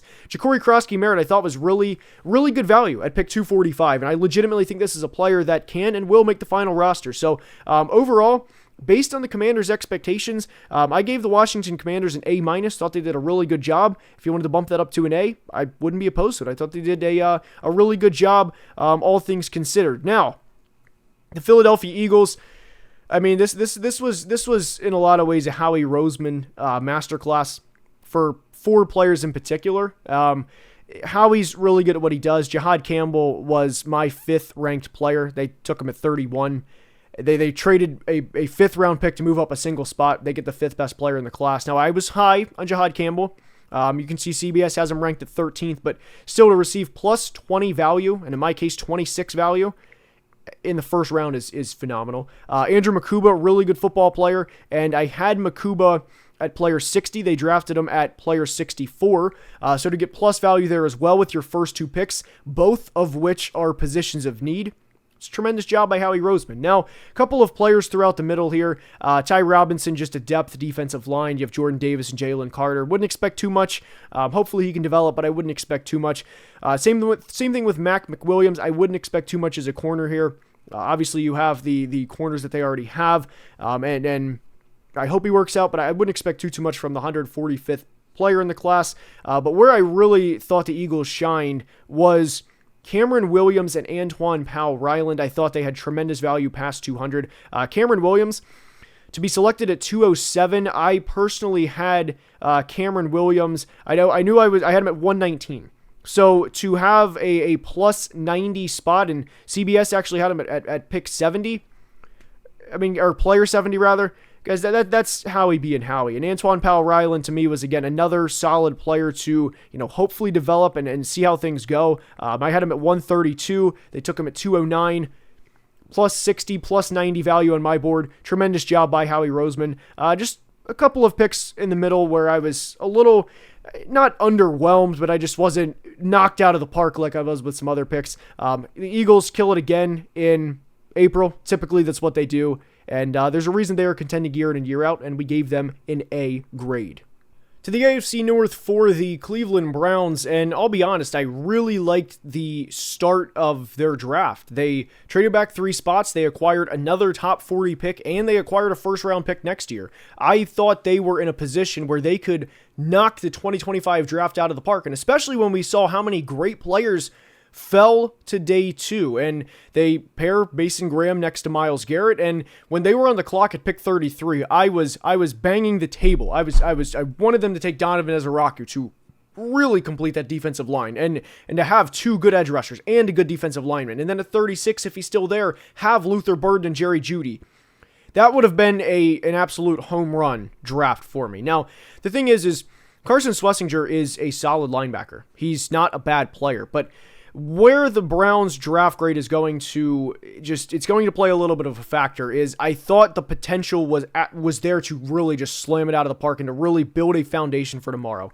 But Carson Schlesinger is still a good player. Quinshon Judkins is still a good player, and I really liked the pairing of Quinshon Judkins and Dylan Sampson, and you have 2 backs that have 2 different skill sets, and anytime you can do that, I'm a big proponent of that. So I did like what the Browns did there, but I really wanted the Browns to have, like I said, Donovan Ezeraku and Luther Burden, but Dylan Sampson was my 56th best player. Quinshon Judkins was my 63rd. They took him at 36 and 126, so obviously they had better value there. Harold Fannin Jr. is an interesting player. To me, he is a good football player. I had him a little lower on my board, just because the potential landing spots for Harold kind of worried me. I had him at player 93, and the best way that I would describe Harold Fannin is a guy who is he's kind of like the guy that you would play ball with growing up, that you played with some kids growing up that they were really fast, or you had, you usually have the one really big kid in the schoolyard, if you will, that just absolutely dominated everybody.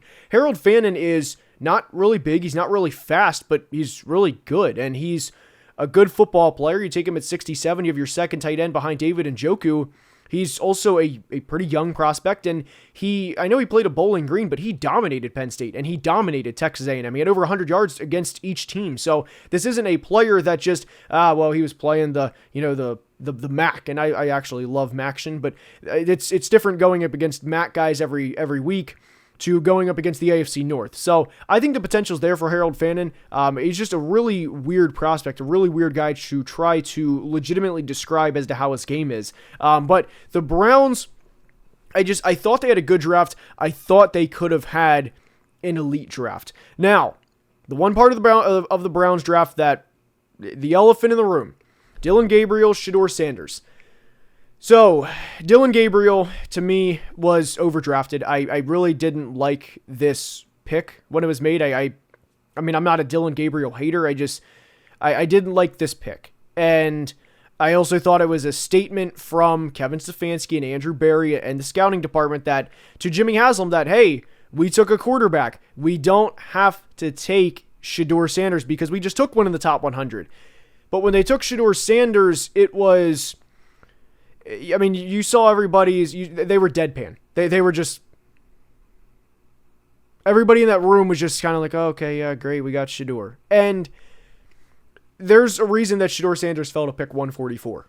There's the everything that comes with Shedeur Sanders. The all of the extra stuff is why he fell, because Shedeur Sanders, I have him graded as you'll see it here. I have him as my 44th best player in the class. Strictly from a talent standpoint, this is one of the bigger draft steals of the 2025 class. But when you have a player who was rumored to, or not rumored, but it was said that he was one of the worst draft interviews ever, that he makes everyone in the room feel small, and that he acts incredibly entitled, and that he wouldn't shake guys' hands after the game, that doesn't sit well with NFL teams. And there's a reason that everybody was kind of deadpan in the war room whenever this pick was made. I kind of also asked the question, do we legitimately think that Shedeur Sanders, a player who I think compares favorably to Teddy Bridgewater, is ever going to lead the Browns into Pittsburgh, into Baltimore, I guess also Pittsburgh, but Cincinnati or Baltimore, go to toe-to-toe with Burrow and Lamar, season on the line, and win? And I think the answer is a definitive no. Now, the Browns quarterback room is incredibly, it's yucky at the moment. It's Shedeur, it's Dylan Gabriel, it's Kenny Pickett, it's Joe Flacco, and Deshaun Watson might as well not even be there. He's really just a tax on the salary cap at this point. But I didn't like the quarterbacks of this, the way the Browns handled the quarterbacks, and I also think that Andrew Berry was basically said, hey buddy, you are going up to make this pick in front of the Eagles, and if you don't, then your job is effectively on the line, so you're going to make this pick. That is what I personally think happened. Overall, I gave the Browns an A-. I thought they really could have had an A+, but a couple selections I didn't agree with, and the quarterback situation, that just didn't sit well with me the way that that was handled. Now to go to the Cincinnati Bengals, I'll be honest, this was not a class I liked for a lot of reasons. Shamar Stewart, to me, they took him at 17. He is a project edge rusher. I had him at 31 on my board. Now, Shamar Stewart is a height, weight, speed guy. If you look at his workout numbers, there's not going to be many better in the history of the draft process. I mean, his numbers athletically compare to Myles Garrett. He does not play like Myles Garrett, nor will he be Myles Garrett. The Bengals took a project at 17, hoping he is going to work out. He had less than 5 career sacks in college. There's been examples. Danielle Hunter is the obvious one, where guys have low sack production in college and then they flip a switch and get better in the NFL. I hope that works out with Shamar Stewart. I hope that's going to be the case. I don't think that will be the case. I think that I thought they reached it. I didn't think the value was good, and I don't think Shamar Stewart is a play finisher. I think he can be a play disruptor. I don't think he's a play finisher. I think the less than 5 career sacks exemplify that. Demetrius Knight is, to me, not a bad player, but he is really old, and he has a low ceiling, due in large part to that.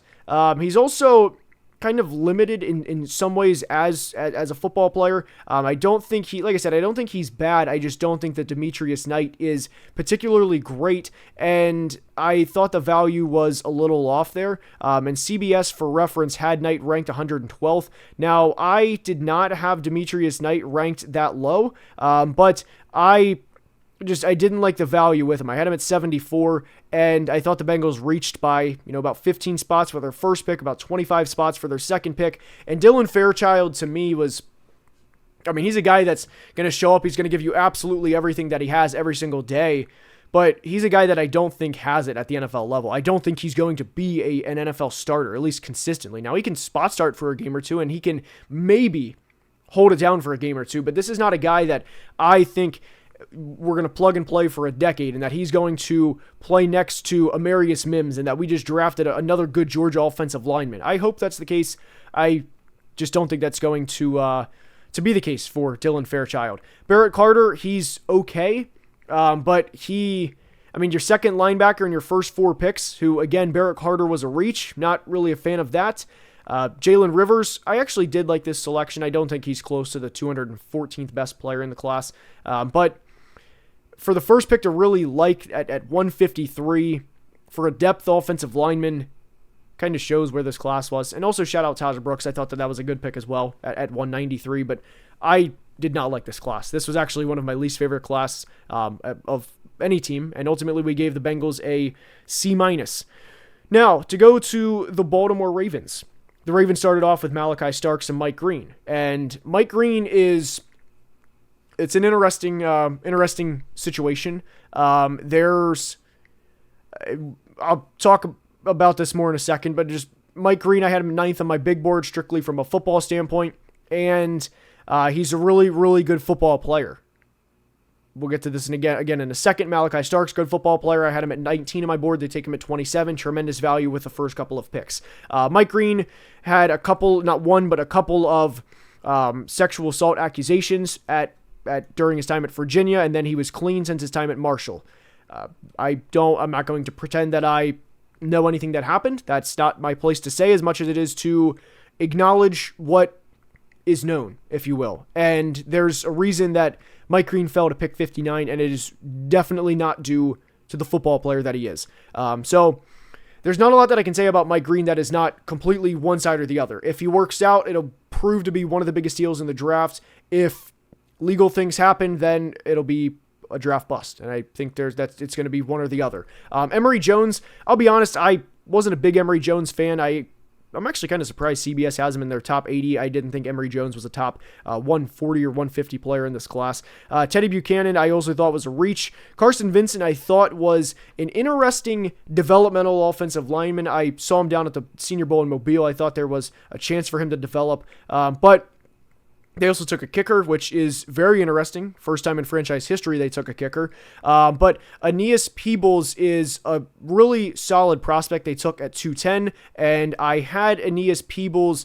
Where did I have him? I know I had him in my I knew I had him on my top 150, but like I said, I thought the Ravens I had him at 116, and they took him at 210. So I really did like the value with Aeneas Peebles there, and I also liked the value for Robert Longerbeam. I think he will make the roster as the 212th pick in the draft. And overall, we gave the Baltimore Ravens an A grade, especially with the selections of Malachi Starks and Mike Green, although that definitely has some of the biggest variance in this class, and I'll acknowledge that as well. For the Pittsburgh Steelers, a team that we thought could have taken Shedeur Sanders, they started their class off with Derek Harmon. On a serious note, rest in peace to Derek Harmon's mom, who unfortunately passed away shortly after he was selected. Now, I did like Derek Harmon going to the Steelers. I thought he was a very landing spot specific guy, and I thought it was a great landing spot for him. Caleb Johnson, to me, he was one of the darlings of the draft process. Absolutely loved Caleb Johnson. And Jack Sawyer, sorry, there's not much more to say to Caleb Johnson. I mean, he's a great player. He's going to be a great player for the Steelers. Great landing spot. And I had Caleb Johnson. Where did I have him? I know I loved Caleb Johnson. He was I had him at player 39. They took him at 83. Really, really, really good running back prospect, and Steelers fans will absolutely love watching him in the black and gold, and he doesn't have to change his colors from college, so that's kind of cool. Jack Sawyer, this is a good landing spot for Jack Sawyer. I don't think there's that much of a high ceiling. I think he's limited athletically. I think he's kind of limited physically too. So outside of Derek Harmon and Caleb Johnson, I didn't care for this class. Like I said, Sawyer, in the best case, it's a good landing spot, but I don't think he's going to play that much. Will Howard hopefully develops, but that's the 185th pick in the draft for a reason. I don't have the strongest opinion on Will Howard regardless, but I gave the Steelers a B+, but I really do like Derek Harmon and Caleb Johnson, and I think they will each significantly upgrade the Steelers where they are, and they also have to remember that DK Metcalf was their second-round pick, so overall gave the Pittsburgh Steelers a B+. To the NFC North, where we are starting with the Detroit Lions, who have done everything the right way from an organizational standpoint over the past couple of years, especially building through the draft. Now, they've drafted guys like Penei Sewell and Amon-Ra and Aiden Hutchinson and J-Mo and Kirby Joseph and everybody else, especially that 2023 class. But it's a lot easier to build through the draft when you are selecting high. And of course, they've had their gems in the draft like Amon-Ra and Kirby and everybody else that they've selected. But I'll be honest, this was my least favorite Brad Holmes draft since he's become a general manager. Now, I did like Tyleik Williams. That was low-key a position of need that really wasn't talked about. I thought for sure they were going to go edge at pick 28. But DJ Reader is 31 and Ali McNeil is coming off of a torn ACL. So while it may not be an immediate need, there was definitely a position that will certainly be needed to address probably sooner rather than they'd like to admit. So I did like the Tyleik Williams selection, but after that, I didn't really like how the Lions went about this. I didn't think they had the best value. Tate Ratledge was selected at pick 57, and for reference, I had Tate Ratledge at number 99 on my board. Now, the Lions have done a really good job of developing offensive linemen over the past couple of years, but I didn't like this pick because I also think there's a possibility that Christian Mahogany, who was a 6th round pick last year, can start long-term, and I just didn't like the value of Ratledge as a borderline day 3 player at pick 57. And I'll be honest, I also really did not like the trade in which they went to go get Isaac Tesla. I don't think Isaac Tesla is a bad player. I mean, I had him at player 125, and CBS actually had him at player 148, but player 70 and to trade 2 future 3rd round picks to me was not a good process. So they, to me, overdrafted a player at pick 57. CBS also thinks that, and they significantly overdrafted a player by about a round and a half with Isaac Tesla, and also gave up future draft capital. I did not like their first 2 days of the draft. And I mean, Tyleik Williams is fine. He's fine. You know, the thing with Tyleik Williams that needs to be noted is he is never going to be a record-setting defensive tackle by any metric, whether it's pressures, whether it's tackles for a loss. I mean, technically, maybe that could happen, but I'd be very surprised. He's definitely never going to lead the league in sacks or anything like that, right? He is a fire hydrant in the middle of your defense that can develop pass rushing moves. I'm fine with that selection, but the Tate Ratledge and Isaac Tesla, the meat and potatoes of the class, which is where the Lions have done such a good job over the past couple of years. This is the first time in 5 years where I've not questioned Brad Holmes because he has a great track record, but where I'm just out on this on what they did on day 2 relative to the value. Now, I did like Miles Frazier at pick 171. I thought that was tremendous value. I thought they did a really good job there. But Ahmad Hassanine, the edge from Boise, were at pick 196, and then Dan Jackson at pick 230, and then Dominic Lovett, a receiver, at pick 244.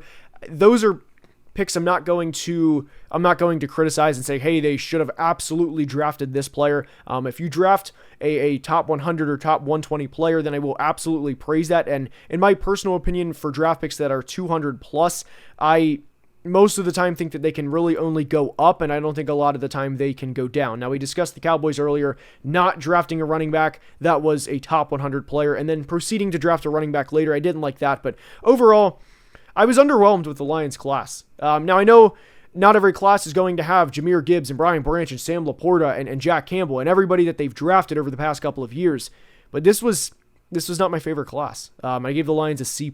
Now, to go to the Minnesota Vikings, this was a class I also was not the biggest fan of. They started their draft off with Donovan Jackson. I like the Donovan Jackson selection. Now, I will be fully transparent. You guys do know I am a Vikings fan, but I had him at 42 on my board.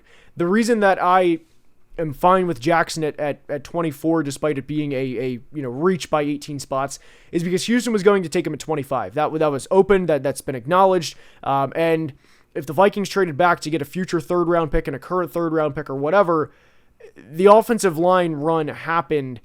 So in that scenario, it was very much go get your guy. Now it's not an A. The Donovan Jackson pick itself is not an A+. I don't think it is, and neither is the Ty Felton. I like Ty Felton for who he is, but you also have to remember that at best, what's he going to be, a wide receiver 3? There were really good players on the board. I thought Alec Iomanner was a much better prospect than Ty Felton, and again, he's at best a wide receiver 3. Keenan McCardell, the wide receiver coach, did vouch for Ty Felton, but do you hope that Jordan Addison gets traded so he can become a wide receiver 2? No. So I didn't really care for that pick. I also didn't think he was the best receiver on the board. Tyrion Ingram-Dawkins is a developmental player. I didn't think he was the best player. I didn't have him in my top 150. I kind of questioned the value there. I really would have liked them to go get Braden Swinson, who was available at the time. Didn't really like that pick. Kobe King, to me, was good value, and he is a bit of a thumper linebacker, and we mentioned this earlier with the Jets, with the linebacker they selected on day 3, but I'm not going to, hey, the Vikings drafted Kobe King, a guy that can legitimately help against the run in a big way and help out Blake Cashman and Ivan Pace, so we're really giving this grade a big bump. That's not the case. And Gavin Bartholomew, 202nd pick, like we just mentioned, with the Lions, I'm not going to absolutely kill draft picks after the 200 mark, but I know Aaron Jones and Jordan Mason's a good duo. I would have liked to have seen the Vikings draft a running back, especially in this class. So I came away a little underwhelmed, especially after the Donovan Jackson pick. And I'll be honest, I mean, Kobe King is a very specific role player. He's not going to start, at least I don't think he will. But I was pretty underwhelmed with the Vikings, and I gave them a C draft grade. I hope Donovan Jackson works out, but you're in a lot of ways relying on Donovan Jackson to essentially be your entire 2025 class. Now, I know they traded for Dallas Turner last year, and that obviously played into why they don't have a lot of draft capital and all of that, but this class was kind of underwhelming. Now, for the Green Bay Packers, they're up, and for the first time in 20-plus years, they selected a receiver in the first round in Matthew Golden. Now, Matthew Golden, to me, was a solid prospect. I had him at player 33. I did not like people having Matthew Golden as wide receiver 1, not including Travis Hunter, but above Ted McMillan, above Luther Burden. I did not like that. I didn't see that. I was pretty vocal about that all throughout the draft process. He's a solid receiver, but I think he's a limited ceiling guy. I think he's definitely a floor raiser, but I don't think the ceiling is the highest. I think he will definitely improve the Packers receiving room. There's no doubt about that, but I think there's people that legitimately think, hey, this guy's going to be a 12 or 13 or 1,400 yard guy, and he could be a 1,000-yard receiver even multiple times. But I think the ceiling is a bit limited there with Matthew Golden. Now, Anthony Belton is a player that I personally like. I'm a big fan of Anthony Belton. I had him at player 78. I did not like the value for my guy Anthony Belton at pick 54. I think he's 6'6", 335. I think he is too slow to play tackle in the NFL. I think he should kick inside to guard. He is a really, really powerful offensive lineman, and if you could describe Anthony Belton in one word, it is beef. But I thought the value was really rich there. Savion Williams' best comparison would be Cordero Patterson, and a young Cordero Patterson. So I did like the value there. I had him at 73. They took him at pick 87. And then Baron Sorrell I thought was solid. But after that, I was underwhelmed with the Packers draft. I mean, John Williams was again, we're talking about player 250. So for me, this class really boils down to Matthew Golden and Savion Williams, because I don't think Anthony Belton is going to play all that much. Now, this is a good landing spot for Anthony Belton because of the way the Packers can develop offensive line. But with where the Packers were, where they entered the draft, yes, Matthew Golden is a good selection. I'm just a little lower on him than the national media, and that was before the Packers selected him, so it's not Viking bias per se. I tweeted the big board out before the draft started, before I knew where he was going. I had him at player 33, so no bias there. But the point is I thought Green Bay could have done more, and ultimately we gave them a B draft grade, but they did help out Jordan Love, which was big, so I do like that for them, but ultimately we gave them a B draft grade. Now, with the Chicago Bears up, I loved their first two picks. Colston Loveland, Luther Burden, loved it. Colston Loveland was number 11 on my big board. Luther Burden was 16. They had the combined value of 49, and obviously 11 plus 16 is 27. So to have your first two picks have plus 27 value, absolutely loved that. Now, Ozzie Trapillo, I'm going to be honest, I was a little lower on Trapillo than where CBS had him. I thought Trapillo was a borderline day 3 prospect. I was not the biggest Ozzie Trapillo guy. I had him at 108. I didn't think the value was great for him at pick 56, and even Shamar Turner at 62. I had him at 102. So I really thought the Bears could have had not like an all-time class, but a really, really good class. And I thought that they were going to take Caleb Johnson as well to effectively complete the running back, or to complete the offense, if you will. And the fact that they passed over Caleb Johnson twice for inferior players, in my opinion, and I like Kyle Monangai at pick 233. I think he will legitimately make the roster. And I also like Za Frazier as well. I just think the Bears could have very easily had an A-plus draft if they simply would have ran the ball and taken what was right in front of them. So still a really good class to walk out with Luther Burden, Colston Loveland, and Kyle Monangai to help Caleb Williams. And I thought that they did a really good job with that. But Ruben Hippolyte that was a player, my jaw kind of dropped at 132 when they took him. He is a height, weight, speed player you hope works. And then to take him at 132 was awfully rich. But Zoff Frazier at 169 was great value. Monungai at 233 was great value. I personally gave the Bears an A. I thought it very easily could have been an A+, but I thought they kind of dropped the ball in places they didn't need to. But hopefully you guys enjoyed. Please like and subscribe if you did. This was a very fun draft. I had a great time. Hopefully you guys enjoyed. And if you're listening to the pod, please leave a 5-star review. It is appreciated more than you guys know. And hopefully you guys have enjoyed all the pre-draft or all the draft content. And that's all I have. So until next time, please be safe and have a great day. Love you guys.